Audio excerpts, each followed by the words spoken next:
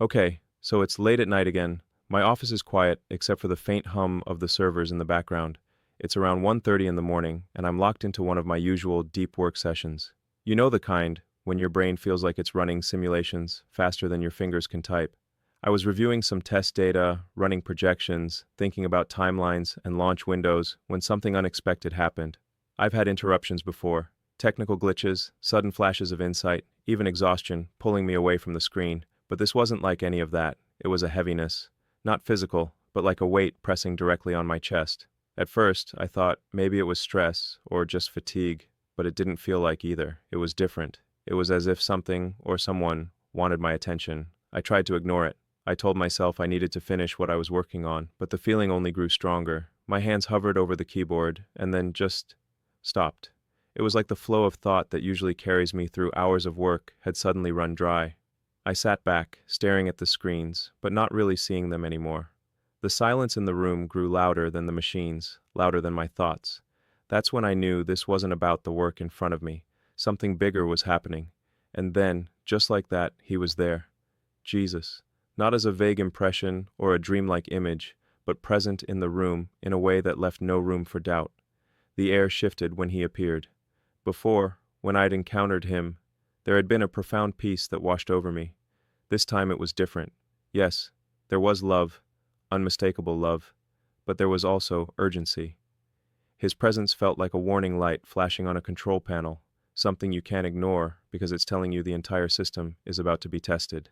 I froze. For once, my mind, the one that's always running ahead, always calculating, went completely still. He didn't speak right away. He just looked at me with those eyes that hold the weight of eternity. Eyes that somehow see everything I've ever done and still love me beyond measure. But this time, mixed with that love, there was something else. It was seriousness, like a commander about to deliver orders before a mission that can't fail. Finally, he spoke. And the first words out of his mouth felt like they shook the entire room, even though he didn't raise his voice. He said, "What's coming will shake the world."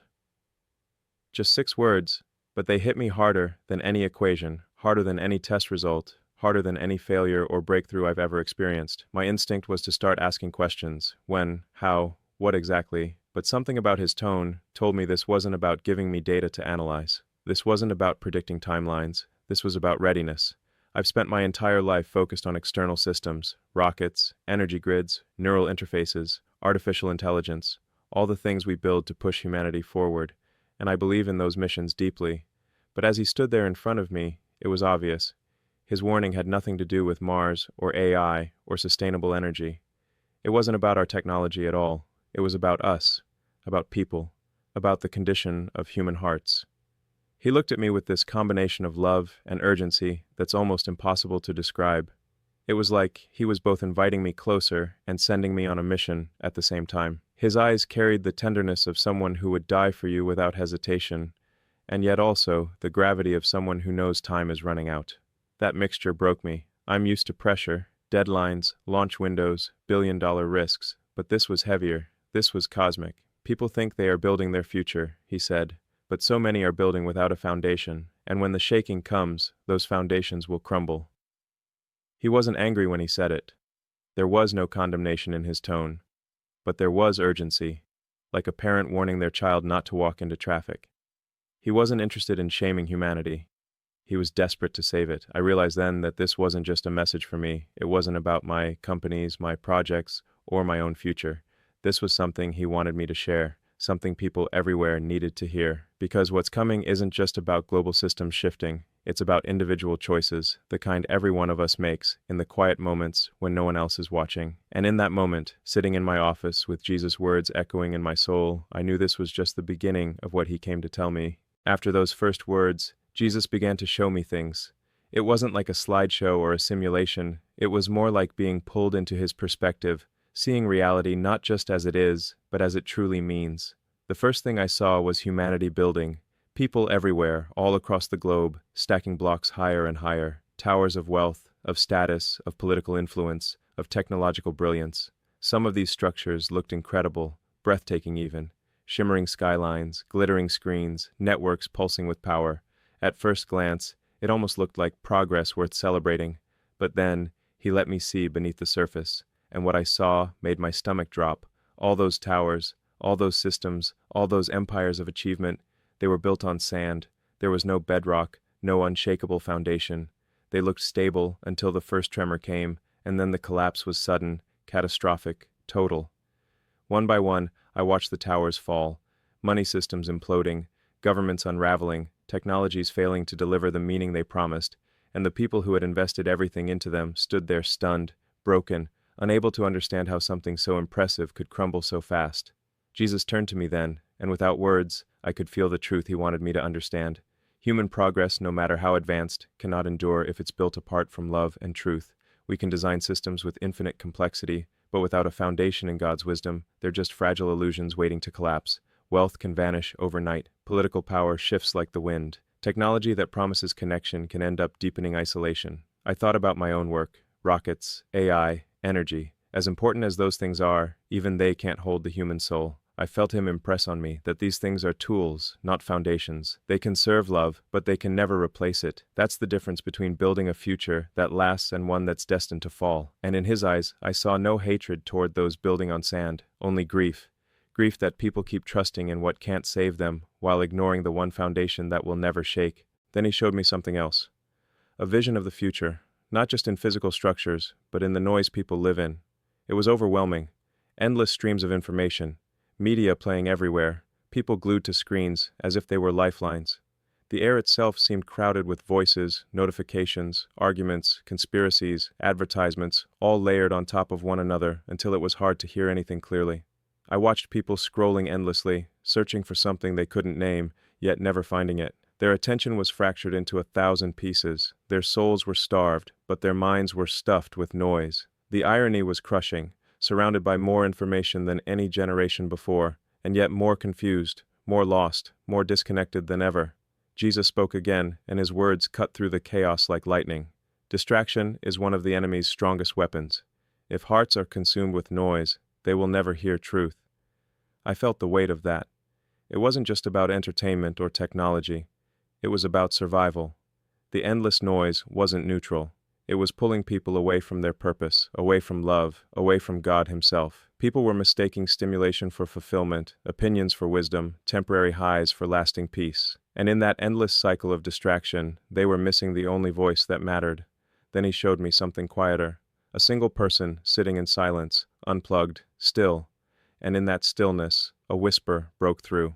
A whisper of love, of truth, of guidance that could cut through any confusion if only people would make room for it.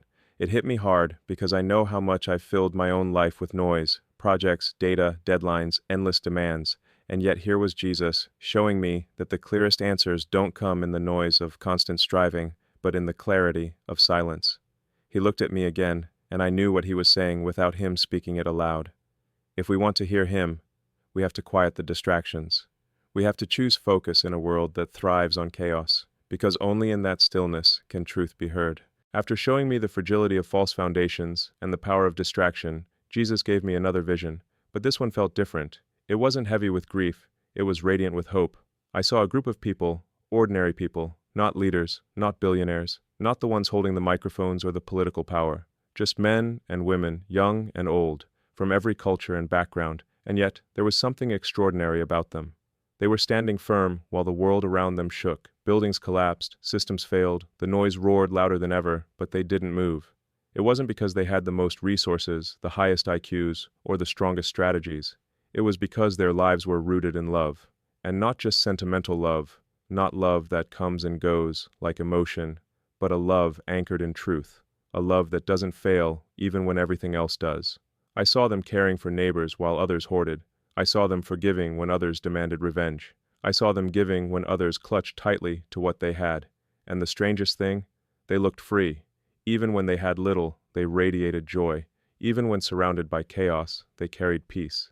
Jesus made it clear this was the remnant, the ones who refused to build on sand, the ones who didn't let distraction drown out truth. They weren't perfect, but they were anchored. And that anchor wasn't their intellect, their innovation, or their influence. It was love, his love, flowing through them.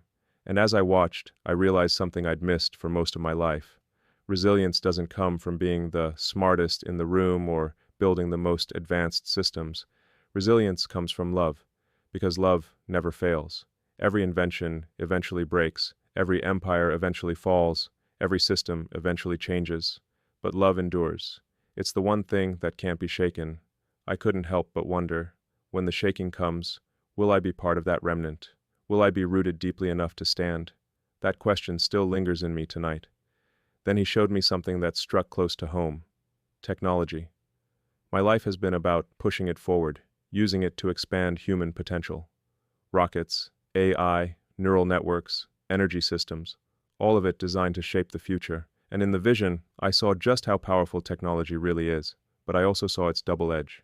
Jesus warned me, technology will amplify whatever it's aligned with. If it's driven by fear, greed, or control, it will enslave. I saw algorithms designed to connect people, instead trap them in cycles of comparison and isolation. I saw I used not to liberate human potential, but to manipulate human behavior. I saw systems built for efficiency turn into tools of domination. And the scary part? It all looked rational, logical, efficient, yet it stripped away freedom piece by piece. But then, he showed me the other side. When technology is guided by love, it becomes a tool for liberation. I saw communication systems connecting people in ways that healed divides instead of widening them. I saw energy technologies not just powering devices, but uplifting communities. I saw I used to reduce suffering, to serve those who would otherwise be overlooked. In the right hands, aligned with the right heart, technology became a servant of love rather than a substitute for it. It hit me hard because I know the influence I've been given. The platforms I build, the systems I design, they're not neutral. They either amplify love or amplify fear. There's no middle ground. Jesus' eyes locked on mine in that moment, and I knew what he was saying. Innovation without love is dangerous. Progress without wisdom is perilous. But when love directs innovation, when divine purpose guides design, technology becomes part of building a kingdom that lasts. And for the first time in my career, I saw my responsibility differently. I'm not just an engineer, not just an entrepreneur, I'm a steward. The question isn't how far we can push the boundaries. The question is whether we're pushing them in the right direction. The next vision he gave me was sobering. I saw humanity standing at a crossroads, but it wasn't divided by the categories we usually obsess over: wealth, education, nationality, politics, or intelligence. The dividing line was much simpler, and at the same time far more profound. It was love versus fear. On one side, people were consumed by fear. Fear of losing control, fear of scarcity, fear of being left behind. Their choices were shaped by it. They clung tightly to possessions, to ideologies, to whatever gave them a sense of security. But that fear was like a virus. It spread, multiplied, and warped everything it touched. It fueled conflict, division, exploitation, and the more they tried to protect themselves, the emptier they became. On the other side, I saw people choosing love. They weren't naive or blind to the challenges. They saw the same instability, the same risks. But instead of letting fear dictate their lives, they leaned into love. They gave when others hoarded. They forgave when others retaliated. They built bridges when others built walls. And their lives were marked by a strength that fear could never counterfeit. It was so clear in the vision. The real question for humanity isn't what we can build, how advanced we can become, or how far into space we can travel. The real question is what we're trusting in: fear or love, control or surrender, ourselves or God. As I watched, I realized how personal this is. It's not just a civilizational choice. It's a personal one that every single person has to make. And it's made in the small hidden moments, more than in the grand gestures. It's made in how we treat the person in front of us. It's made in whether we listen for God's voice or drown in noise. I felt Jesus urging me to ask you, what are you really trusting in? Are you trusting your bank account, your career, your intellect, your ability to plan for every outcome?